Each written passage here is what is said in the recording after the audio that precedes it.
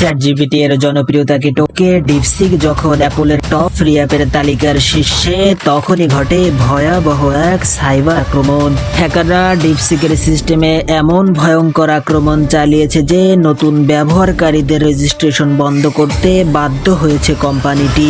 এটি শুধু একটি সাধারণ সাইবার হামলা নয়, এটি এআই জগতে আধিপত্য ধরে রাখার জন্য অন্ধকার ষড়যন্ত্রের অংশ হতে পারে। বিশেষজ্ঞদের ধারণা, এই হামলা ডিপসিকের উত্থান থামাতে পরিকল্পিত চক্রান্ত।